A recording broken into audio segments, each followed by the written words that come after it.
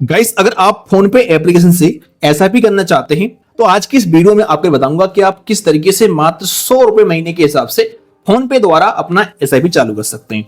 देखिए, फोन पे एप्लीकेशन को हम यूपीआई के लिए इस्तेमाल करते हैं, लेकिन आपके लिए पता होना चाहिए कि फोन पे एप्लीकेशन में अब काफी सारे फीचर आ चुके हैं। तो अब आप फोन पे ऐप से ही अपना एसआईपी चालू भी कर सकते हैं। और इसके लिए बता दूं, आपको किसी प्रकार का कोई डीमैट अकाउंट भी ओपन करने की आवश्यकता नहीं है।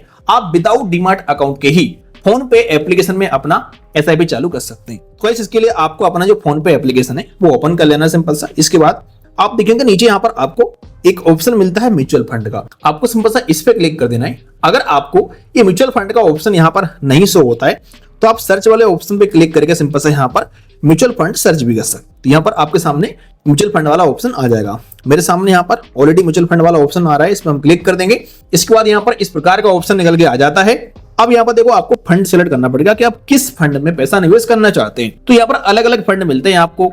मैं देखो कोई सिब रजिस्टर्ड फाइनेंशियल एडवाइजर नहीं हूं, तो मैं आपको सलाह नहीं दे सकता हूं कि आप किस फंड में पैसा निवेश करें। ये आपको रिसर्च करना पड़ेगा अपने हिसाब से, या फिर अगर कोई फाइनेंशियल एडवाइजर है तो आप उससे जानकारी ले सकते हैं। वैसे आपके लिए बस इतना बता दूं मैं कि अगर आप लार्ज कैप फंड में पैसा डालते हैं तो ये पैसा जाता है बड़ी बड़ी कंपनियों में। अगर आप स्मॉल कैप फंड में पैसा डालते हैं तो ये पैसा जाता है कुछ छोटी छोटी कंपनियों में। तो स्मॉल कैप फंड में रिटर्न अधिक मिलता है, लेकिन यहाँ पर थोड़ा सा रिस्क अधिक भी रहता है। तो आप सब चेक कर लेना अपने हिसाब से। यहाँ पर टॉप परफॉर्मेंस वाले फंड आपको मिल जाते हैं, क्लिक करके चेक कर सकते हैं। यहाँ पर कुछ टॉप 10 फंड है जिन्होंने टॉप परफॉर्मेंस किया है। इसी प्रकार से आप यहाँ पर देख सकते हैं, जिस भी फंड में निवेश करना है आपको, आप उस फंड के बारे में यहाँ पर सारी जानकारी देख सकते हैं। किस फंड का साइज कितना है, कितना फंड है, कितने करोड़ रुपए है इसमें, यहाँ पर मिनिमम कितने रुपए की आप एसआईपी कर सकते हैं इस फंड में, वो भी आप चेक कर सकते हैं। अगर आप किसी फंड के बारे में डिटेल्स जानकारी चाहते हैं तो यहाँ पर मोर डिटेल्स का ऑप्शन मिलता है, इस पे हम क्लिक करेंगे ना तो फंड की सारी जानकारी मिल जाएगी। किस फंड ने हाईएस्ट कितना रिटर्न दिया है, कितने साल में कितना रिटर्न दिया है, तो वो भी आप यहाँ पर चेक कर सकते हैं। 1 साल में कितना रिटर्न दिया है, 5 साल में कितना रिटर्न दिया है, ये सब चेक कर सकते हो आप यहाँ पर। और नीचे आप करके आप इस फंड के बारे में सारी जानकारी को देख सकते हो। कितना रिस्क है इस फंड में, ये भी चेक कर सकते हो। तो ये सब यहाँ पर मिल जाएगा जानकारी आपको। और यहाँ पर आकर के आप अमाउंट डाल करके अपनी जो एसआईपी है उसे कर सकते हो कैलकुलेट कि अगर मैं यहाँ पर 500 रुपए, 1000 रुपए या 100 रुपए जितना भी अमाउंट निवेश करता हूं पर मंथ, तो ये आने वाले 5 सालों में, 3 सालों में या 7 सालों में कितना हो जाएगा, ये भी यहाँ पर आप चेक कर सकते हो। ठीक है, अब सिंपल सा, अगर आप किसी भी फंड में पैसा निवेश करना चाहते हो तो एक बार आप उस फंड पे क्लिक करोगे। मैं आपको दिखाने के लिए यहाँ पर एचडीएफसी बैंक का जो लार्ज कैप फंड है इस पे क्लिक कर देता हूं। इसके बाद इस प्रकार का इंटरफेस आ जाता है। अब यहाँ पर आपको 2 ऑप्शन मिलते हैं कि आप वन टाइम निवेश करना चाहते हो या फिर मंथली एसआईपी करना चाहते हो। अगर आप वन टाइम निवेश करते हो, इसमें क्या होता है कि आपका पैसा केवल एक बार निवेश होगा। लेकिन अगर आप मंथली एसआईपी करते हो तो आपका अमाउंट ऑटोमेटिक हर महीने बैंक से कटेगा और फंड में निवेश होता जाएगा। तो हम यहाँ पर एसआईपी पे क्लिक करते हैं। इसके बाद यहाँ पर आपको मंथ का एक डेट सिलेक्ट करना है कि हर महीने आपका एसआईपी किस डेट को कटना चाहिए। तो जो भी आपकी इनकम आती है, जिस डेट को आपकी सैलरी आती है या पेमेंट आती है, उसके आसपास आप डेट सिलेक्ट कर सकते हैं। जैसे अगर मान लो किसी व्यक्ति की सैलरी 10 तारीख को आती है तो 12 तारीख सिलेक्ट कर सकता है। ये आप अपने हिसाब देख लेना। इसके बाद सिंपल सा सिलेक्ट वाले ऑप्शन में हम क्लिक करेंगे। नीचे आपको अमाउंट डालने के लिए बोला जाता है, तो यहाँ पर आप अमाउंट डालेंगे, कितना रुपए आप निवेश करना चाहते हैं। देखो, यहाँ पर आप कम से कम अगर निवेश करना चाहते हो तो 100 रुपए कर सकते हो इस फंड में। और यहाँ पर आपको बताता भी है कि आप मिनिमम इस फंड में कितना अमाउंट निवेश कर सकते हो।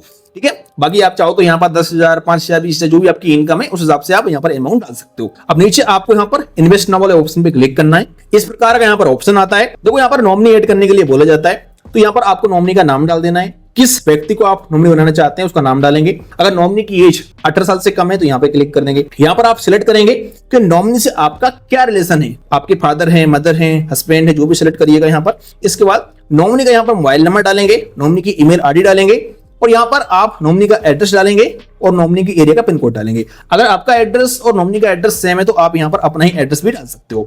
इसके बाद यहाँ पर आपको कोई गवर्नमेंट डॉक्यूमेंट सिलेक्ट करना पड़ेगा, तो यहाँ पे क्लिक करेंगे। आप यहाँ पर Aadhaar card, PAN card, driver license कोई भी एक डॉक्यूमेंट सिलेक्ट कर सकते हो नॉमिनी का, और उनका यहाँ पर कार्ड का नंबर डाल सकते हो। जैसे अगर आप पैन कार्ड नंबर सिलेक्ट करते हो तो यहाँ पर आप पैन नंबर दे सकते हो। इसके बाद सिंपल सा सेव एंड नेक्स्ट वाले ऑप्शन पे क्लिक कर देंगे। अगर आप नॉमिनी ऐड नहीं करना चाहते हो तो यहाँ पर ऐड लेटर वाले ऑप्शन पे क्लिक करेंगे। रिमूव वाले ऑप्शन पे क्लिक करेंगे ना तो यहाँ पर नॉमिनी का ऑप्शन हट जाएगा। अब यहाँ पर फोन पे की तरफ से एक ओटीपी आता है, यहाँ पर आपको अपना ओटीपी डाल देना है।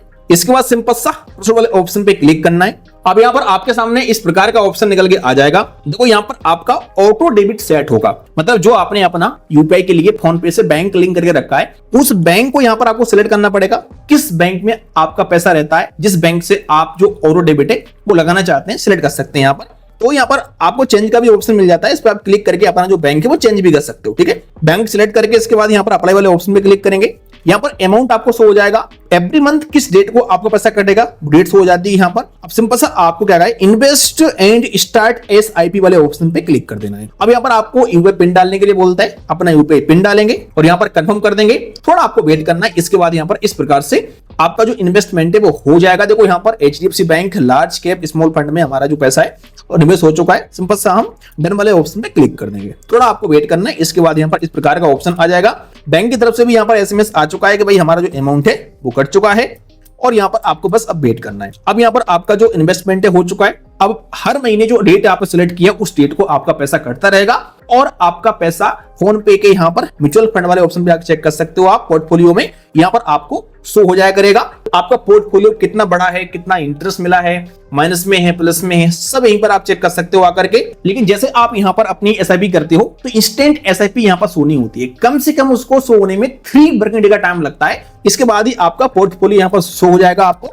बाकी आप चाहें तो फिर बाद में और भी अलग अलग फंड में निवेश कर सकते हो। यहाँ से सारा पोर्टफोलियो आपका यहीं पर आपको शो हो जाएगा। यहीं पर क्लिक करके आप अपनी एसआईपी को बंद कर सकते हैं, उस फंड से पैसे को निकाल सकते हैं। फोन पे ऐप में किस तरीके से एसआईपी बंद करते हैं इस टॉपिक पर मैं एक अलग से वीडियो बना दूंगा। अब देखो, अगर आप ऑटो पे बंद करना चाहते हो, जैसे आपको लगता है 4 महीने बाद, 1 साल बाद, 2 साल बाद के ऑटोमेटिक हमारा पैसा ना कटे, मतलब अपनी एसआईपी बंद करना चाहते हो, तो आप यहाँ पर ऊपर देखो प्रोफाइल वाले आइकन पे क्लिक करोगे। यहाँ पर मैनेज पेमेंट पे जाओगे, ऑटो डेबिट पे क्लिक करोगे। यहाँ पर आपको इस प्रकार का ऑप्शन मिल जाएगा, जो भी आपका फंड का नाम होगा। जैसे हमारा दिख रहा है HDFC bank large cap fund, इस पे हम क्लिक करते हैं। यहाँ पर आपको ऑप्शन मिलेगा डिलीट ऑटो पे का, इस पे हम क्लिक करते हैं। यहाँ पर सिलेक्ट करेंगे अपना एक रीजन, किस रीजन से अपना जो एसआईपी हम कैंसिल करना चाहते हैं वो भी सिलेक्ट कर सकते हो। इसके बाद प्रोसेस वाले ऑप्शन पे क्लिक करेंगे, अपना यूपीआई पिन डालेंगे, यहाँ से हमारा ऑटो डेबिट कैंसिल हो जाएगा और फिर हमारे बैंक से ऑटोमेटिक पैसा नहीं कटेगा, हमारा एसआईपी यहाँ से बंद हो जाएगा और आप चाहो तो अपने फंड से यहाँ पर पैसा निकाल सकते हो वापस, इस तरीके से वो बंद भी कर सकते हो। सो आई होप कि आज की इस वीडियो में आप समझ गए होंगे किस तरीके से फोन पे ऐप से हम इस सिंपल से प्रोसेस में अपना एक एसआईपी चालू करते हैं। वीडियो पसंद आया आपके लिए लाइक करेगा। चले मिलते हैं किसी नेक्स्ट वीडियो में।